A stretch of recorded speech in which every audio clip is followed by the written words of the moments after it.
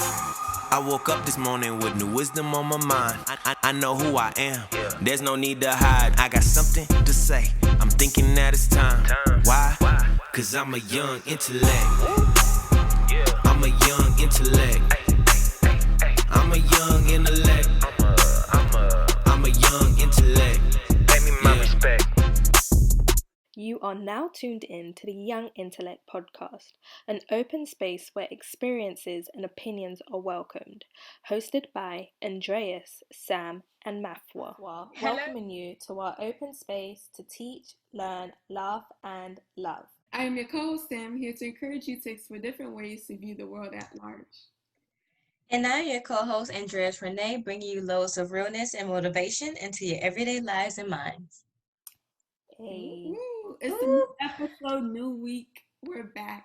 Yes. Again. Yes, welcome everyone to Young Intellects. Yes, welcome Young Intellects. And so before we get into this episode, we actually wanted to discuss something that came to our attention and thought it would be a great thing to just mention with each other and to the audience. What we wanted to talk about was this new anti-mob legislation that our current governor is proposing, and it is basically, I think, is in addition to the Stand Your Ground law. Yeah, if you live in Florida, this will affect you. If not, you are lucky. Yeah, so it's for people in Florida, the Wild Wild West, okay? Or the Wild Wild South. There we go. And not the West. We are on the East. You know, like it was a movie, The Wild Wild West. So but the Stand Your Ground basically protects someone who kills someone who they suspect to be rioting in the case, well, rioting in any case, or in the case of protests. When protesters are rioting, this legislation will allow you to kill them. Pretty much. Yeah, I think it's a stupid law because just because you suspect something doesn't mean it's true. Just because, like, a lot of people suspect people of doing something that person is not actually doing. And I think it's going to make it worse for, like, the race. It's just really bringing out what is already been, what we already know pretty much. Yeah. Like a lot of people who are not African American or Black or any other race than Black, they don't understand that we already see the racism. We already see how they act and how they treat us. The difference is now, with everyone being quarantined, with all of the Black Lives Matter movement really going hard this year, people are now like, oh my gosh, it's this big. And we're just looking like it's been this big. Mm. These people are just being bold now. They feel like they have a voice or a platform because, their leader is the head of the, pretty much the free world right now. I thought you were about to say the KKK. I mean, he probably is with them too. He did say stand down and stand by. No, he said stand by. Never said stand down. See, even worse. It's just so crazy because I just feel like it shows how they really feel about Black people protesting. Like, because there have been other protests and no one's done anything about them. No one's passed this anti-mob law. And as soon as Black people, start to really get mad about what's happening, it's like, okay, you're allowed to get killed if you're doing this. And it's so crazy because the law also, I'm reading it from a article. It says the legislation will also make it a third degree felony to block traffic during protests, giving immunity to drivers who claim to accidentally hurt or kill protesters blocking traffic, and withhold state funds from cities that cut police budget. So They're giving people Wow. the right to just kill people. That's what this law Basic, is basically just saying. It's a ticket. people. It's a free ticket. What? It's like, oop, run over somebody. You're like, oop, that was an accident, knowing damn well, like you meant what you Right. did. So But to everybody, to all of my brothers and sisters who are Black in this world, in the United States of America, in Florida, please, if you are going out to protest, please be safe. Please do not be on the streets. Please just be on the sidewalk. If you can, please do not be next to any what you want to say, commercial buildings or anything that somebody can even for the slightest attempt say that you're trying to loot or destroy. I would rather you just be out in a regular open field where you don't have to deal with that, because they will find any reason to really shoot you. That is so true. Like, it's just crazy because it's basically deterring people from going out there Right. and protesting. But also make sure you actually read up on the anti-mob law, because we just read it, Yes. and we just want to bring it to you guys' attention. There's probably more to it, so read up on it and know what is going on in Florida. Yes. I feel like as these politics get more and more onto social media and we really start to see more, I feel like it'd be more conversations that needs to be addressed. So possibly we can do another episode where we're actually talking about just what's going on right now. Definitely. So people can be educated, because not everybody looks at the news, not everybody even checks social media. So it'll be a good way to spread it out, because right now it's crucial. If it's not COVID, it's racism. that's why I'm not from, what's it called? Florida. I'm from Miami. But What difference does that make? Miami's in Florida. But the thing is, and the crazy thing is, I heard this law, because like I was on this live on YouTube about guns, and I swear to God, it was a virtual Trump rally, and Oh wow. they're just like, good, it will stop looters. I'm like, no, like it's just gonna become like what's that thing, the purge, where people just killing people and Oh yeah. like people stealing first of all, and then like people killing people. It's just like, whoa, it's just gonna At be. this point, we just need to stay in our doors, stay in our homes. That's the best I can say. Don't leave your house unless you have to. And if you have to, make sure you protect it at all times. Period. And also, if no one's doing anything to hurt you, or they're not hurting anyone that you feel is vulnerable, mind your business. Mind your Yes. Please mind honestly, your business. minding your business helps you to stay young. That's why some people look older and look Yes. swollen like milk, because they do not mind the business that pays them. Yes. And do not try to be the nice person all the time, because sometimes being a nice person will catch you in more hell than needed. exactly. Stay cautious to who you trying to quote unquote help. Do not stick your nose, like my sister said, do not stick your nose in a business if it is not important enough for you to be in it. Exactly. If there's like just mind your business. I'm not Mind the like, business that pays you. like mind your business, mind it. Yes, we are really trying to help you stay alive. Moving on. But Swiftly. sometimes, like, we wonder why we display certain characteristics, or why we act certain ways in like different relationships that we have with other people and with ourselves.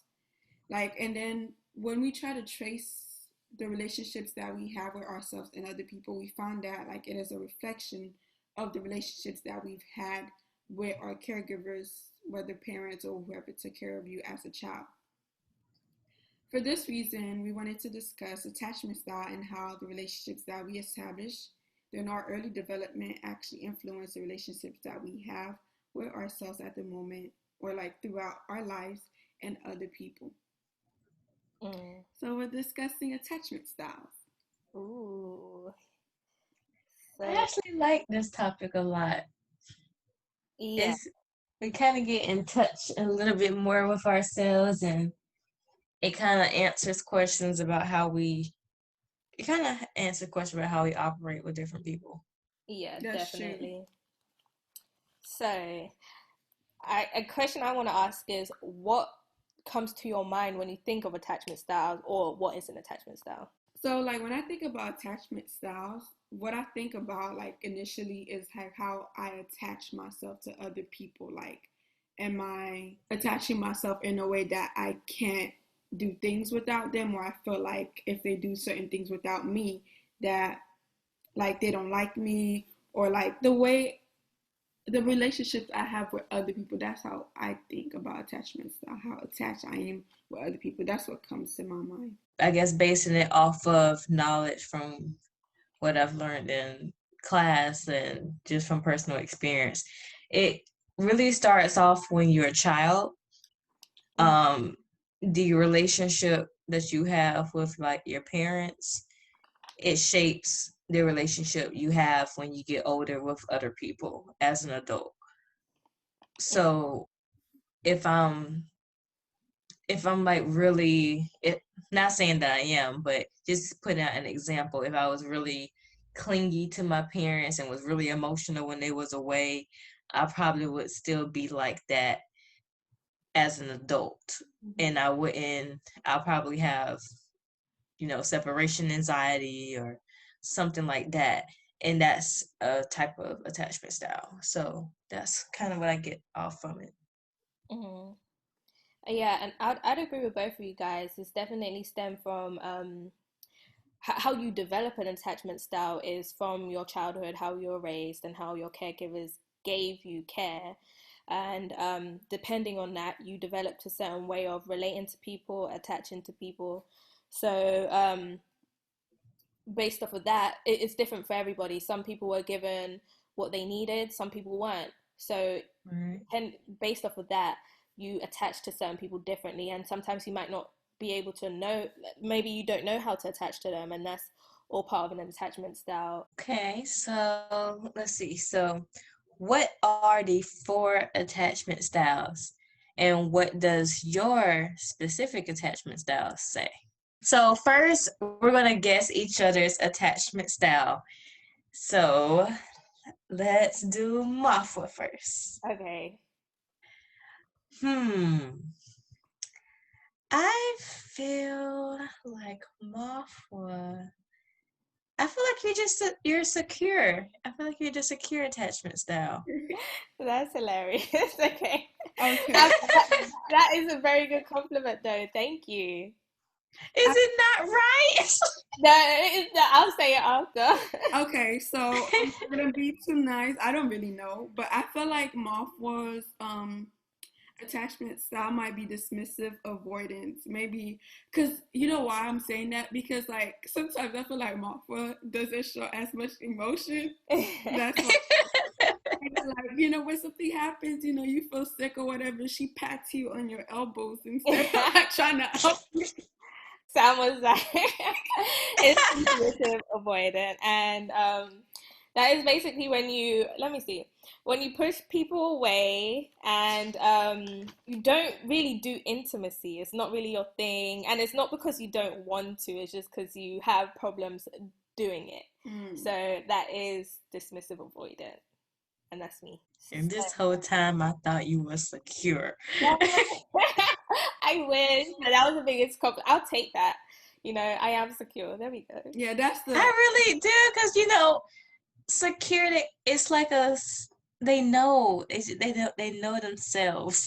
Yeah. So I want to ask you, why do you think your attachment style is like that? Maybe when I was younger, I didn't feel like comfortable being intimate enough with other people, and maybe when I was kind of, or when I was, it wasn't acknowledged, or when I felt like I needed the intimacy, it wasn't given. So instead of being vulnerable, I would close up and basically hide that part of me. So it just became a thing where it was too painful to be affectionate and intimate and not receive any back. So you hide that so you don't have to go through that pain. And then when you learn how to hide that, you kind of grow up doing it, just becomes natural and natural and natural. So it's just something that I do now, like just naturally, like, oh, okay, that's nice, or okay, yeah, you want to do that, it's cool. Or even though I might want intimacy, it might be hard for me to say. And dismissive avoidant, they have an over sense of independence. Like they can do everything themselves, and that's literally me. So it's basically, maybe I felt vulnerable and I reached out to someone one time and it was just like no, and I was like, okay, yeah, I'm never letting myself be vulnerable again like that and being rejected. So it's, you close up. So that, I would say that was probably me. I can definitely relate to that. So I definitely relate to that part. It's like, yeah, so if you like get burned, it's like once it's like, yeah, I'm not trying to put my hand back on the stove. But then it's like, you have to learn that not everyone's gonna dismiss you, and you're not gonna get burnt every time. So it's something to work on. Right. So who wants to go next? Yeah, I can do me. Okay. I would say two. I have one that when I first started listening, I thought it was, but it could be this other one. I would say anxious. That'll be the first one, if not dismissive avoidant. But anxious was the first one that I believe. That's crazy you said that, because that's literally what I was thinking. Okay. I couldn't choose between which one, but I was really leaning more towards the anxious and preoccupied. So when I took my test, it says that I'm fearful avoidant, which is basically like I'm more dependent relationships and avoidant, and I'm dismissive, and I strongly feel rejection. I think that part does pertain to me, that I strongly fear rejection because I hate rejections. That's why I don't really ask. Like, I won't like be the girl that asks a guy out because I am so scared of being rejected. But I believe that I am avoidant, dismissive, and anxious. I do believe that I am like that. I do think sometimes I tend to act out. I don't really know why. It's like I feel like sometimes people trigger me and I'm just like acting out, and like, you know, sometimes I have to chill. And that's basically part of being anxious. It's like acts out when feel triggered. And that really pertains to me. And I think sometimes like with like dismissive, I think sometimes I really push people away without me wanting to. And I think it's because like I've always felt like I've always been on my own. So like that's how I kind of move, and like I do things that push people away, and it's like, why am I doing that? Why I'm trying to like push everyone away and trying to create that environment for me to actually be on my own. So like I think like mentally I think, yeah, I'm on my own, and then like in reality I'm creating an environment that makes me actually feel like I'm on my own because I'm pushing people away. Okay. And it does make sense that it would be fearful avoidant, because when I did watch a video on it, it said fearful avoidant would go back between like anxious and dismissive avoidant. So it'll be like, it's not just one, it could be both. So the fact that you said you think it is anxious and dismissive avoidant just shows that you are a fearful avoidant. And that's and it's good that you know, because you start from where you are and you build on that. Right. It's your turn, Anne. Ooh. Oh gosh. Okay. All right, guess away.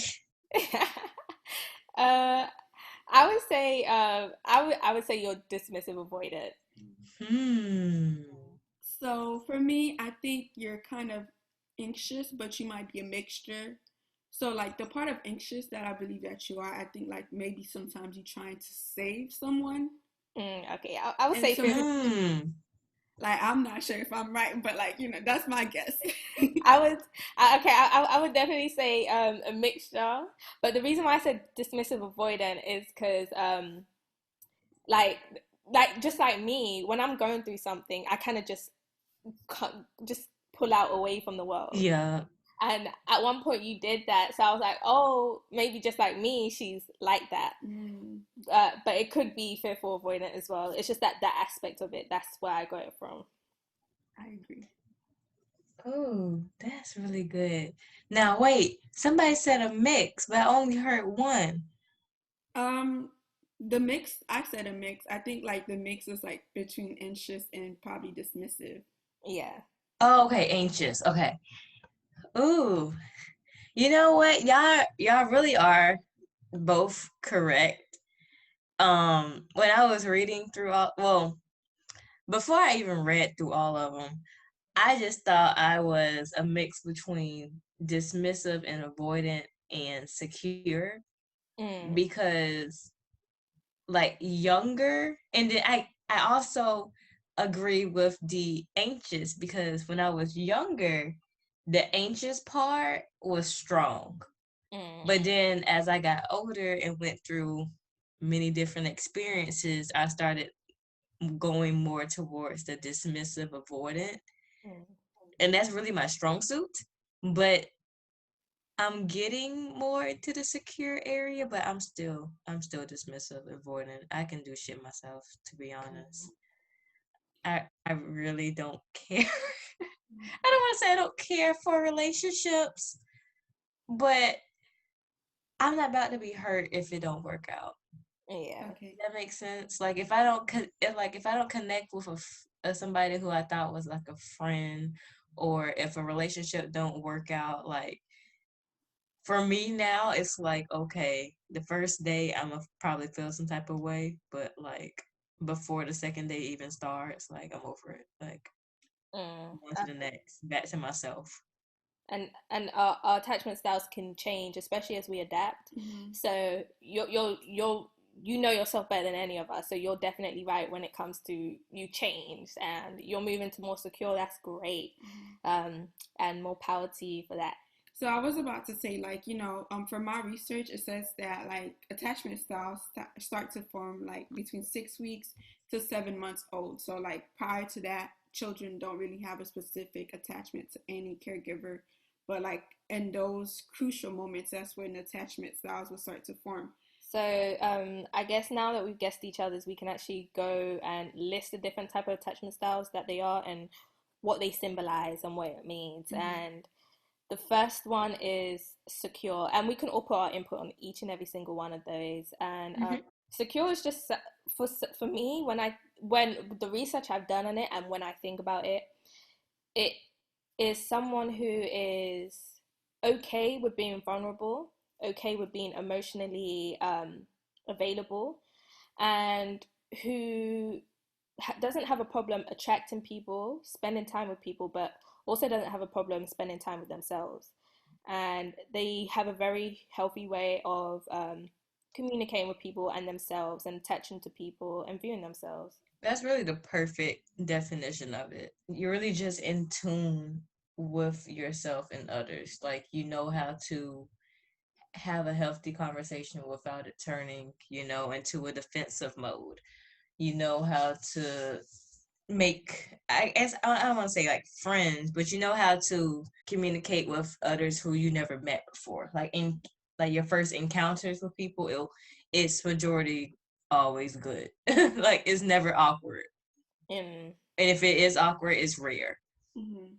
And I think like people in a secure attachment style category are like more comfortable with being intimate with other people. Like they have a more positive self view of themselves because they had like a good relationship with their caregiver. It wasn't like there was nothing unstable with their caregiver. They still will have issues because everyone has issues, but for them, like their relationship with themselves and relationships with other people are much more healthier than the other three. And I think like for secure people, their attachment style is like, I believe they have a low emotional avoidance and a like low anxiety. Yeah, and I going back to the like they still went through stuff, and I guess it's how it was dealt with because two people could be crying, two kids could be crying, and one like person's caregiver goes up to the kid and really talks to them and sorts it out with them and let them understand that what it is that's happening with them emotionally. So it's not like they didn't cry or they didn't go through anything. It's just the way it was dealt with was different. And they just had that base that was strong that allowed them to understand themselves. And the next attachment style is anxious. And anxious is really for, you seek that relationship, you seek reassurance. You have to, you want to know that that person is like in tune with you. You're one of those people who want to make sure like their relationship is good. And you fear when you feel when someone's disattaching themselves from you. Yeah. When someone is distancing themselves from you, when you feel like the relationship is over, whether it's with your parents or with anybody who you encounter, whether it's friendships or whatever, if you feel like it's dying down, if you feel like there's a problem, like you always seek for that, approval or that reassurance that everything is good. If it's like in a relationship where it's like your significant other, you always look to see, do they love you the same? You look to see, do they support you? You look to see, do they want to be with you for real? And it can really drive you a little bit over to where you overthink many different situations, and it also makes you more clingy because you always want to know what that person is doing, what that person is thinking, if they're thinking about you. I definitely agree. And I think that like the anxious attachment style sometimes like creates a sense of jealousy or like possession, like with certain people, because like it's not like romantic relationships only, even in friendships. If you feel like, okay, your friend has made a new friend and you feel like I don't want them to hang out with other people without me, that is kind of like an issue. And I think that fits into the anxious area. And I think that is clingy in a way, like you clinging to your friend like too much. They might not know it, but like in your head, you're doing this. Right. It gets to be a problem to where you can't, when the chips are falling down and that person doesn't know if they want to be in your life or not, you're this attachment style when the first thing you say is, well, I can't do anything without you, or what am I going to do if you're not here, or I can't think this way without knowing that we're good, or what am I going to do if we're not good, and blah, blah, blah. If that's what you immediately think to when that similar situation or something is brought up, then you're most likely an anxious attachment style. Yeah, and I would say it's also scaring people away because of how intimate you want to be with them, and they might feel like you're overbearing. And I'm not saying that all anxious people are like this, but they could be like abusive, or like abusive people could actually be anxious because like they're clingy and they're trying to like have you to themselves, and especially it's like, no, I don't want you seeing anyone, like just that type of thing. Like, no, I don't want you wearing this type of clothes, no, I don't want you doing this. That could be the anxious person type of personality. And for attachment styles, it's also good to get to know them just so you know who you're dealing with, because you might have a partner or a friend who's anxious, and it's not necessarily they're a bad person, you just have to know how to deal with them. And I want to, like, you both kind of mentioned it, like when you said that, oh, some people say I can't live without you, and an abusiveness, because sometimes like people would be like, like I'll kill myself if like we're not together anymore, or we're not friends or something, or whatever. That I think that fits into that type. It does. It really does. It's very toxic. I feel like this personality, attachment style can It's get toxic. very toxic. Yeah. Not everyone can be that toxic, but to some extent, some people can take it to that level. Yeah, because not everyone will be like say those stuff and do those stuff, but we're talking about the extremes of it. That's like we're talking about, okay, if you do these things, and you're an anxious person to extreme, you probably do these things. So yeah, right. We'll find it cute, but that's scary. Yeah, I'm like, no, not me. Like, that's not cute. That's not cute. Like a lot of the toxic traits that people have, it always associates back to the anxious attachment style. Yeah. Like, if you are one of those types to get irritated when you can't talk to your significant other, even when y'all talk every day, and if y'all don't talk, y'all text every day, and the moment that person is not blowing up your phone or answering your messages when you want it to, if you get so hype beast and irritated and frustrated and, ooh, why you do this and why you do that, and you get so caught up, and then later when it's spilled all out, it's like, well, I just missed you, I just wanted to hear you. Like, that type of toxic energy, that's anxious. Yeah, like they miss a call, like they didn't pick up one of your calls, and now you're like blowing up, driving to their work. Yes, they're really there. Like, whoa, okay, like it's like, calm down. I was gonna respond to you when I was able to. But obviously, we're not calling like you crazy or bad if this is you. It's just something to understand about yourself, so you know how to improve yourself. Because I'm not perfect. I have a right. My attachment style isn't secure, so I have my faults. So even secure have their faults. Yeah, and it's just like it's just bringing it to your attention. Yeah, and I guess like I can start with dismissive avoidant. Well, for me, dismissive avoidant is like people that try to avoid like interaction with other people, not like, it's like trying to avoid making connections with people. And I can totally relate to that because I feel like I push people away, and sometimes I feel it gets like into like an area of like me connecting to certain people. I'm just like, I don't want to. Let me just like take a step back and stuff like that. And I think like people like that kind of rely on themselves a little bit more, or like more independent. Like, you know, I have to do this for myself. Like, thinking back on it and how we were talking about this particular one earlier, it really does start at childhood, because most of us, when we're kids or whatever, we always want to feel like we have that good relationship with our parents.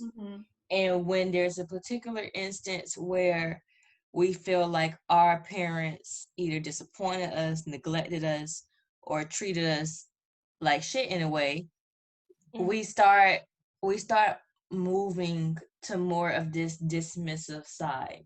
When our feelings, like for example, when I was younger, I'm the only child, so in my household, at least, but my feelings was always like it didn't matter. And it was either you're too emotional or you're being too dramatic. And it's like, that's not it at all. If I'm here emotional to you, it's because there's something that's really heavy on my heart, but you just don't care enough to figure out what it is. And that can happen with your parents, that can happen with your significant other. And when it does happen, you move over to this dismissive lane to where it's like, okay, since you say my feelings don't matter, I'm not going to waste my breath or my energy or my time explaining to you what's going on with me. It's better for me to just keep it inside. And when you keep having that same thought in your head, when those instances comes up, when people just don't care, you start to just believe that people don't care.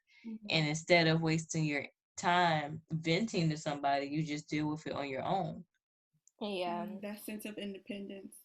Yeah. And because I am a dismissive avoidant, it's kind of biased, but I went a bit deeper into it than any other attachment style. But it does say like, it does start from emotional deprivation, and a way could be your parents could have been really strict or controlling, yes, manipulative, or your parents were away a lot, like you didn't see your parents a lot, they just weren't there.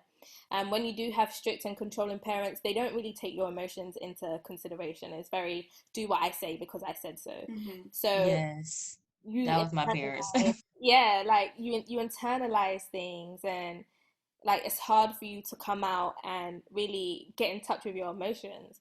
So because it is hard for you to get in touch with your emotions, maybe when you are feeling something, you don't know how to feel it.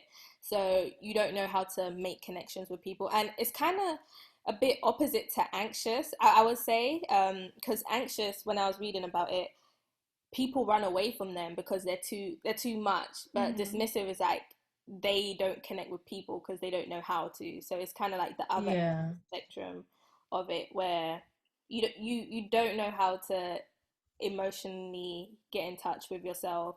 And it's not that you can't start relationships with people, it's that you don't know how to maintain relationships with people. It's hard for you to maintain relationships. And sometimes I feel like that can stem from like having like so-called cold parents, because some people grow up in households that they never heard people say I love you. Like, and that word might scare them away. Like hearing somebody say I love you, it's like, whoa, like back away from me, like I don't want none of this yet. This is like it's only been 2 years, like why are you saying that? We only been dating for 10 years, okay? Like why it's too much, too soon. Yeah, so having that is like, for me, like growing up and stuff like that, I don't recall like really hearing it. And the word love to me doesn't really mean much. It's like, you know, I want to love people, but it's like, do I actually like know what that is? And I feel like, you know, maybe I'm starting to, because I'm starting my journey of actually loving myself, even though like I didn't really hear it as a child. Now my dad is trying to like, you know, say it more, but it's like I have to find a way to better myself. Right. And that's really what it all boils down to with this particular attachment style. Because, like you said, it's totally different from the anxious. Because anxious, they're always dependent. They're dependent on someone. Yeah. Whereas dismissive, we've always been, well, not going to say always, because it's not in every case of this attachment style, but majority of it deals with some type of neglect in some type of aspect.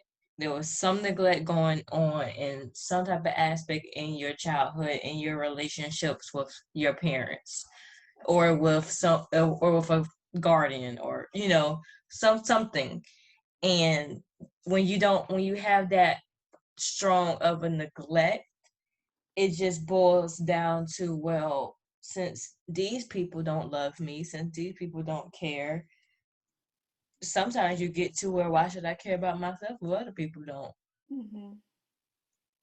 Or you get into the part where you don't, like you said, you don't know how to love, and then it goes down to, well, since I don't know how to love others, then that must mean I don't know how to love myself neither. And then sometimes when that does happen, when you feel like you don't know how to love others or yourself, you can either get into the habit of just focusing on yourself, or you can transition to the part where I don't love myself, but maybe if I try to pour all my love into somebody else, maybe that will work. Then you start switching over to the anxious. So it really is about whoever you connect with and whatever experience that you have, because that one experience can make you say fuck everybody else and I'm just gonna focus on me, or it's gonna be, well, I feel like I need to be dependent on this person because I can't do it by myself, or if I do it by myself, I may not love anybody, or that word love will always just be a myth. I definitely agree. And I do think, like, even though they said, like, you know, your attachment style stems from you, like, your caregiver as a child, like, from, like, I forgot the weeks to, like, 6 months, I do think, like, it reforms again at a particular age, because during those times, like, we're not too aware, but we know. But, like, when we become aware, of like our situations, I think like our style kind of reforms. Yeah. Can reform. Yeah, it Right. especially when you work on it. Like, I was watching this video and this lady was she works with people, and she says she sees like, because I'm a dismissive avoider. I was watching loads of videos on that. She was saying that she sees loads of dismissive avoidance becoming secure, and it's just time and like holding their hand to give them time to come out of their shell, really. So it also depends on how much you work on it and how much you're aware of like what you're doing, who you are, and also having a partner that is patient with you and allowing and understanding of your situation. And with that, you can change your attachment style. A secure person can go to any other, like regress to any other one. An anxious or dismissive or fearful avoidant person can go to secure. It really just depends on how what you're doing with yourself. Yeah, because when you're in that stage or that period of time where you want to, develop strong relationships, you want to be more have a more open communication with people, when you want to, be more secure, like that desire is strong, but then you also still have that fear of, maybe I should just be alone, maybe I should just, stay solo dolo, not really express myself like that. Or you may be fearful because you feel like once you get into that relationship, or once you meet that person, or you know encounter with whomever, you feel like you may get too dependent of that person. You may fall back into the anxious, or you may fall back into the dismissive, and that is the last attachment style, which is the fearful avoidant, to where it's kind of like how you have like one foot in one area and the other foot in the other, and you keep wanting to decide which one you want to go to. Yeah. That's pretty much the fearful avoidant one. Mm-hmm. And they also call that the disorganized one, because you kind of divvy back into wanting to be secure, wanting to have that desire, but also being fearful. Yeah.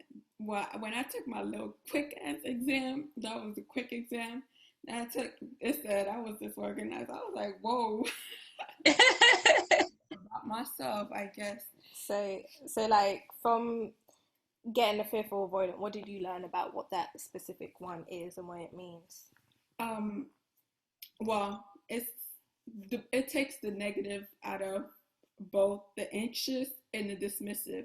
So I think, like they said, like people with that type of attachment style are usually more like dependent than the anxious person.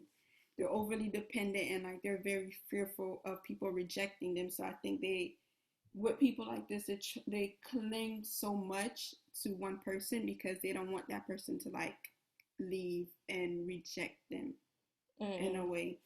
And also like it's like very disorganized because they'll push people away. One minute it's like hot and cold. One minute they'll be like, I want someone near me, and then the next minute it's like, I don't want you, like go away from me. Yeah. So it's like a very hot and cold type of attachment style. It's very toxic. And we're all a little bit toxic, but yeah, from what I read, it's basically that.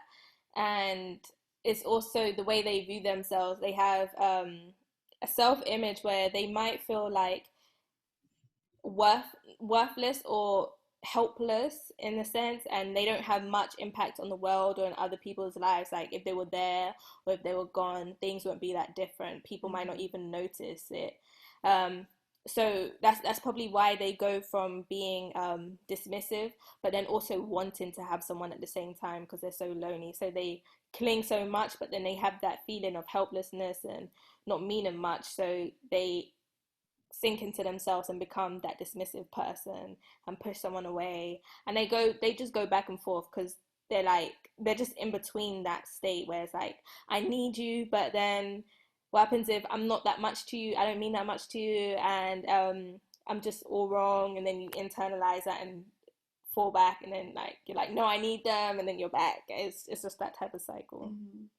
And usually people have like low self-esteem and like a self view of themselves that when they have this attachment style, they don't like regard themselves as highly as other people, like you were saying. I just said you said the same thing. No, it's something to be emphasized. And one of the things that I don't think we talked about yet is that it could also be generational. So it may not even be just what our parents have done to us, but if we look farther down the line into our mom's family or our dad's family, you see a pattern. And once you see that pattern, you really start to understand yourself more, because you know what your DNA pretty much is. You know that you have a long line of people who are dismissive. Yeah. So in order to break out of that, what do you have to do to make better relationships with people, or to get yourself to more the secure lane? Or if your family grew up to ones who are really anxious, who's always dependent on each other, then you're going to eventually, be that same way, and you have to try to really dig deep and try to get out of that, or you be more independent. And sometimes that can be difficult with so many lines of generations that could probably go back who has that same exact style. Yeah, and saying that, how it could be generational, so true, because I had a friend, and he, like, looking at the attachment styles, he was definitely anxious. And he would tell me his story where it was like his mom and his dad always used to fight. Like, they had real fights, like not just argue, but real fights, like bottles thrown, like being thrown, and they were basically kind of anxious. Like, I think either the mum or dad, one of them was anxious, and he became that way where he was telling me how he used to abuse his girlfriend.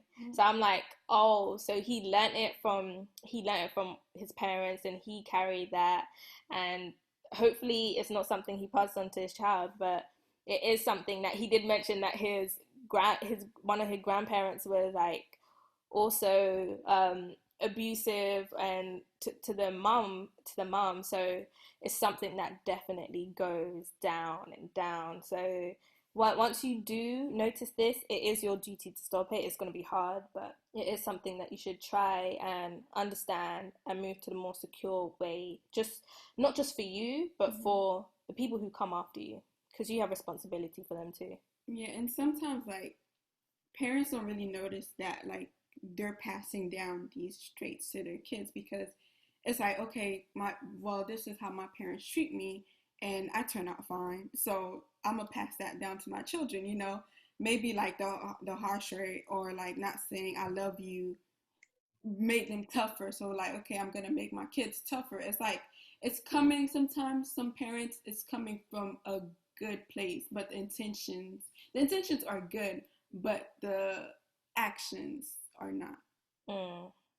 Yeah, I feel you on that, because not trying to put my family out there, but they're really judgmental, and they'll play it off as being supportive, but really it's more of just getting into your business so that they can judge on it. And a lot of my family members, they always just keep things to themselves, because it's easier than to say it into each other, and then the word done traveled fast, and you didn't want nobody else to know except for that one person, but they can't even hold water. And it just makes you fit. It really just pushes you to one attachment style. It kind of just forces you to be an attachment style. It doesn't. You don't even have the what you want to say. You don't have the choice to make your own decision on how you want to be. Like, sometimes family can really take a toll on not only like your mind, but your decision making, on how you interact with them. how you interact with your parents, when you go to school, like your teachers, your principal, like all of that, your professor, like it really trickles down to like, are you gonna be the same way? Because I think I really think every attachment style, you have some sense of being an overthinker. And that overthinkingness can either be being too clingy, being too fearful, being too independent, or having it together. Do you guys think your attachment styles influence who you attract or who is attracted to you? Yeah. Oh. Um. Can I say both? Yeah. Yeah. I would say it's both. Yeah, I would say it's both. And on top of that, I'll also say it affects the relationship itself. Just because depending on your attachment style, if you're dismissive, you might not be able to get as close with them, and that will affect the relationship. But if you're anxious, you might be too clingy, and that will affect the relationship. But if you're fearful, avoidant, it'll be like a bit of both. But if you'll be showing a lot of mixed signals. Yeah, and if you're secure, it'll be like you have a healthier way of communicating. So it also affects not who you're. It also affects that, but also how the relationship will go. Okay, because I was actually thinking about it, and I was like, I always wanted to know, why do I attract trash people? And I'm like, maybe the reason why I attract trash people is because of my attachment style. I feel like sometimes I'm attracted to people that are emotionally unavailable, or they don't really know what they want, or don't want me, but want me but don't want me at the same time. So yeah, maybe that speaks to my attachment style. Like, I seek what I actually have. Yeah, I feel you on that, because when it comes to who I attract, and this is probably so bad. Like, of course, like I like hood dudes. I don't know why. Well, I know why, but I feel like when I look on Instagram, or if I look on somebody on the street, you see that good guy, and that good guy is probably the most secure person ever. But for me, I'll see him, then I'll just look away. My dismissive self will be like, nah, I'm better off lonely. And then I keep walking, and then I see that one hood dude, and I know he ain't shit. I know he ain't gonna be shit. I know he gonna be toxic as fuck, and I know he probably gonna have an anxious attachment style. But because my mixed attachment style will divvy back and forth to anxious, I just be like, hi. Hi. That is good. Hello. You wanna chill, you wanna hang out, you wanna smoke, wanna drink, party. And next thing you know, I'm in a whole toxic relationship. You know what I was thinking when you were explaining this? I was like, maybe when you see like the good guy, maybe like something in your mind is like, you know what? I'm too toxic for him. I don't want you personally, but like, I'm too toxic for him. I don't want to mess him up. Right. That's it. I'll go to someone that's probably along my speed, my area. Yes. As well, it's like I don't want to seem like I have too much baggage for someone. Like you don't want to be with someone who you feel like has to deal with all of your shit. So you go for someone like, who's used to dealing with shit. So you're just like, yeah, what's up? That's the perfect example. Like, I know, like, when I see a good guy, if I see him driving, if I see him pop up at work, or if I see just him in general, I know, like, oh, I could take so good care of you, but this mouth, this attitude, you're not gonna want this. You're gonna kick me out. You're gonna kick me out. But you're not gonna wanna, if I wanna have an argument, you're not gonna wanna argue. If I want to talk about a problem, you may not want to talk about that problem. You may just start hugging me. I don't want you to hug me. I'm mad. But with a hood dude, you do that to him, he shut you right up, but in an aggressive way. Or y'all argue but didn't have makeup sex after it. Like, it's toxic. No, but I think we're like, now I'm starting to think about life a little bit more. But I think like we're labeling like the good dudes in a box. We're putting them in a box. But them good dudes can be a little bit hood. They can like, put you in your place. I have yet to find one good hood dude. Somebody is out there, If there is a good hood dude out there, please let us know. I want to interview you.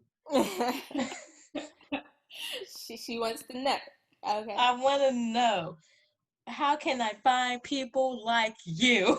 It's just you haven't met. I feel like we boxing some good dudes in, and that's probably because of our different maybe our different types of attachment style.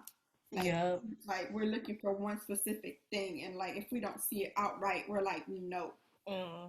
Yeah, I have to get to know people. And also it's like, as I was saying before, sometimes it's the way you view yourself. Maybe you're like, oh, this person's really good, but they might not actually want to deal with me. Like I have a lot going on. Like I'm emotionally not all there yet. So do I want them to see that? Do I want to like get rejected? Because it's most likely that you go there and they'll be like, ew. Well, not most likely, but that's what you're thinking. Like they'll be like, ew, no, like get yourself together. Like you're too much. Like you're doing too much. So you go for someone who, isn't there yet, or who might be willing to put up with that BS that you're throwing at them. And I think for like the rejection, I don't think it's more personality based. It's not.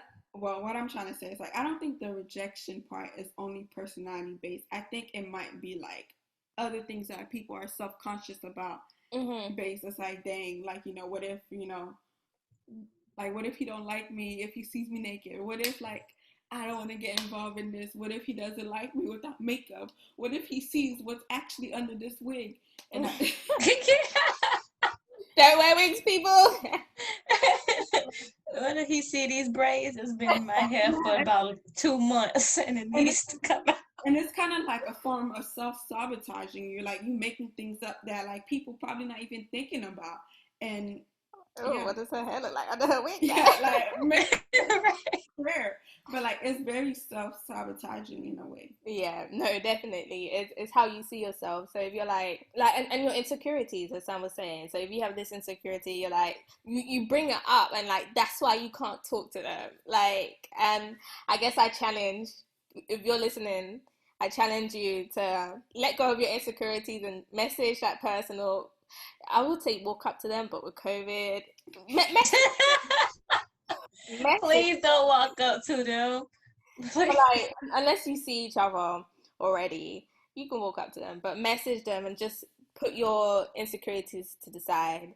Because if you never message them, you'll never get with them. But if you message them and don't get with them, it's still the same result. So, and even if they reject you, fuck them. Right. You did your best. Yeah, I would want to give more advice, but I would have to take my advice first. You can say it, like give advice and try follow it, because I can't ask a guy out. It's so hard for me. Like I am so afraid of rejection. I'm getting close to like being a bit more comfortable and be like, you know what, I'm gonna go for it. I'm gonna definitely start asking guys. I'm but gonna be he like, has to be. I've never asked a guy out. Like I thought it would always just been the other way around. I message guys first, but like I'm very like really? Yeah, but I'm very sideways with it. So I'll be like, I'll make a whole fake page and message them from that and be like, hey, how are you? I'm dead. I'm just so like all over the place. Yeah, like okay, but if they don't like me, they're not gonna know it's me. So that is dang. I'm so not that bold. Like I'm so not that bold. I can't just stick my neck out and be like, hey, I like you, you like me, let's mingle. Nah, but definitely now I'm gonna start messaging guys like, what's up, babes? Like, yeah. Are you hungry? Like, you hungry? What do you want to do? Like, you want to go out somewhere? Like, I'm bored. Like, I'm about to start taking the lead because some of these guys don't want to. We gotta do them like how they do us. They be like, "Hey, ma, what's Yeah. up, shawty?" Hey, boo. You gonna text him? Hey, boo. Like, I'm not your boo. I'm not your shawty. That's not my name. Hey, sweetheart. Yeah, like, hey, sweetheart. Hey, baby girl. Like, Oh, hey, boy. You know, if you cannot, like, if you don't have that much confidence to ask, make a fake page and, you know, ask. That's Because, you know, like, you protect, well, like, she's doing the dismissive avoidant, but in a way, you know, if you get rejected, like, they don't know it's you. Yeah, I'm like avoiding direct dismiss, being like dismissed directly. So it's like, okay, they didn't really dismiss me. They dismissed, you know, someone that maybe like, they dismissed you, but you know, they don't know they dismissed me. Yeah, they don't know they dismissed you, but yeah. You see that dismissive side is showing now. My dismissive side is showing. I'm letting y'all niggas know now. I will never, ever DM you. You better be liking my comments or liking my pictures first for me to ever just try to stick my neck out. Like, I can't, especially if I don't know you. What if you respond back and be like, who the fuck are you? And then I gotta be like, future wife. So we done gave y'all a few steps, a few tips, a few tricks. I really hope people were paying attention because these is not easy, okay? Yeah. This is not easy. We were vulnerable with you guys. We let you guys know, like, who we are in a sense and what our attachment style is and maybe why, and opened up. So this might help you open up too. Mm-hmm. A great thing to do would be in our comments on the episode, let us know what your attachment style is. Yes, comment down below what your attachment style is. If you have a significant other, what their attachment style is. Tag a friend, tag your boo, tag your ex. Nope. if you that bold, if you are secure with yourself, tag your ex. But if he or she is in a relationship, you better be ready to fight. Yes. Please do not do it if they're in a relationship. Not do Please. It. But also, like, if you can relate to anything that we've said, let us know. Yes, let us know. Especially, like, maybe you grew up the same way, maybe you guys avoid guys or girls the same way. And girls, if you are confident about growing up to guys, what are some ways, like, what are some tips that you'll give us how to approach men? And men, let us know what you think we should do to come up to you, like stuff that you like that girls do when they come up to you, and just things like right. Oh, confident, you know. Mm-hmm. Thank you for joining us today on the Young Intellect Podcast. We hope you enjoyed the show and tell a friend about us. And make sure you take care of yourself and your mind. Cause I'm a young intellect. I'm a young intellect. I'm a young intellect.